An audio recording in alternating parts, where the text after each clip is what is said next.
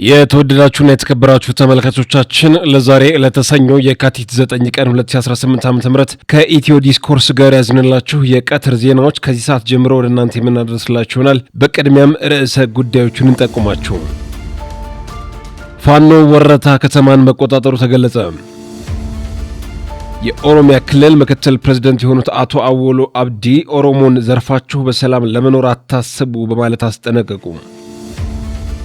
የህወሓት ሊቀመንበር ዶክተር ደብረጽዮን ገብረ ሚካኤል የትግራይ ህዝብ በአሁኑ ወቅት እጅግ አደገኛ በሆነ የህልውና ፈተና ውስጥ እንደሚገኝ ገለጹ። ኬንያ ከሶማሊያ ጋር የምትጋራው ድንበር ከ15 ዓመት በኋላ ዳግም ሊከፈት መሆኑ ተሰማ። እነዚህና ሌሎች መረጃዎችን ይዘናል። አብራችሁን ቆዩ።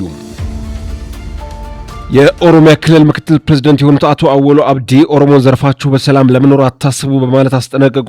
ከሰሞኑ የጨፌ ኦሮሚያ ምክር ቤት ስብሰባ ተካሂዶ እንደነበር አይዘነጋም። በዚህ ስብሰባ በርከት ያሉ አነጋጋሪ ሐሳቦች ተሰንዝረዋል። የኦሮሚያ ክልል ምክትል ፕሬዝዳንት የሆኑት አቶ አወሎ አብዲ ያደረጉት ንግግር ትኩረት ስቧል። ምክትል ፕሬዝዳንቱ ኦሮሞን የሚሰርቅ ሆነ የሚዘርፍ አካል በሰላም መኖር ስለማይችል መጠንቀቅ አለበት ሲሉ ጠንካራ ማስጠንቀቂያ ሰጥተዋል። በተመሳሳይ ከሁለት ሳምንት በፊት የክልሉ ፕሬዝዳንት አቶ ሽመልስ አብዲሳ በሙስና የሚያስቸግራቸው አካል ካለ በቦክስ ጭምር ግጠሟቸው ሲሉ መናገራቸው ይታወሳል። አቶ ሽመልስ በትናንቱ የጨፌ ጉባኤ ባደረጉት ንግግር ኦሮሞ ከልማት ተገፍቶ ካለው ሀብት እንዳይጠቀም የተከለከለ የነበረ ሲሆን ከለውጡ ዓመታት ወዲህ ግን እድሉን እንዲወስን ያለውን እምቅ ሀብትም እንዲጠቀም መደረጉን ሲናገሩ ተደምጠዋል።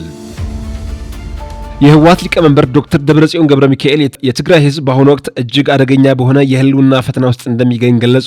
ሊቀመንበሩ 51ኛውን የካቲት 11 በዓል አስመልክተው በዋሽንግተን ዲሲ ለሚገኙ የትግራይ ተወላጆች ባስተላለፉት መልእክት ጠላቶቻችን አሁንም ወደ አዲስ ጦርነትና ከበባ ለመግባት ግፊት እያደረጉ ነው ሲሉ አስጠንቅቀዋል። ዶክተር ደብረጽዮን በመልእክታቸው እንደገለጹት የፕሪቶሪያው የሰላም ስምምነት በተግባር ተጥሷል። ህዝባችን ተበትኖ ባለበት፣ ወገኖቻችን ወደ ቀያቸው ባልተመለሱበትና ስምምነቱ ተንጠልጥሎ በቀረበት በዚህ ወቅት አሁንም አደቃችኋለሁ፣ አጠፋችኋለሁ የሚል መንፈስ ካለው አካል ጋር ነው ያለነው ብለዋል። ይህም ሁኔታ ትግራይን ወደ ሌላ ጦርነትና ጥፋት እየመራ መሆኑን በግልጽ አመላክተዋል። የውስጥና የውጭ ሴራዎች በትግራይ አንድነት ላይ የሚሰነዘሩ ጥቃቶችን በተመለከተም ሊቀመንበሩ ጠላት አዲስ የኢኮኖሚና የፖለቲካ ከበባ ለመፍጠር ግፊት እያደረገ መሆኑን በውስጥና በውጭ ያሉ ከዳተኞችና ጠላቶች የኋላ ቀርነትና የአካባቢያዊነት ስሜቶችን በመቀስቀስ ትግራይን ለመበተን እኩይ ተግባር እያከናወኑ መሆኑን ተናግረዋል። በዲፕሎማሲው ረገድ የሚደረጉ የውጭ ጫናዎችና ሴራዎች ተጠናክረው መቀጠላቸውን ጠቅሰው ለህልውናችን በጋራ እንቁም ሲሉ አክለዋል። ዶክተር ደብረጽዮን ትግራይ የገጠማትን ይህን የማይታለፍ የሚመስል ፈተና ለመሻገር ብቸኛው መንገድ አንድነት መሆኑን አሳስበዋል። ሊቀመንበሩ አክለውም በትጥቅ ትግል ወቅት የታየው ጥንካሬ በጦርነት ወቅት የተመዘገበውን ድል በመድገም የትግራይን ሉዓላዊነት ለማረጋገጥ ሁሉም የትግራይ ተወላጅ አቅሙን አስተባብሮ እንዲነሳም ጥሪ አቅርበዋል።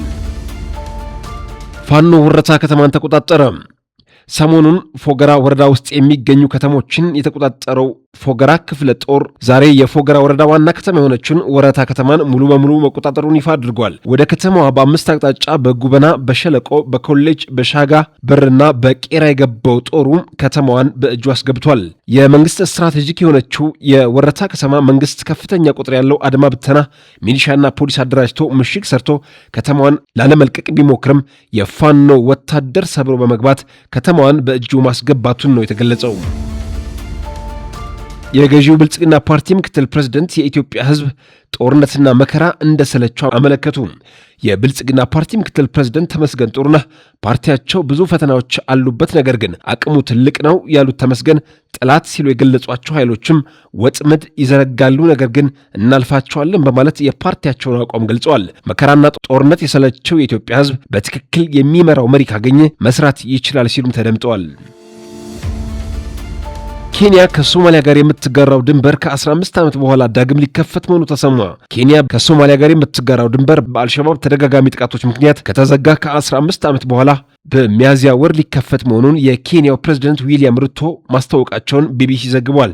መቀመጫቸውን በሶማሊያ ያደረጉ አሸባሪ ቡድን በኬንያ ውስጥ በርካታ ከባድ ጉዳት ያስከተሉ ጥፋቶችን ፈጽመዋል። እንደ አውሮፓውያን አቆጣጠር በ2013 በዋና ከተማዋ ናይሮቢ በሚገኝ የገበያ ማዕከል ላይ የተፈጸመው ጥቃት 67 ሰዎችን ሲገድል ከሁለት ዓመት በኋላ በጋሪሳ ዩኒቨርሲቲ ላይ የፈጸመው ጥቃት ደግሞ 148 ሰዎችን ሕይወት ቀጥፏል።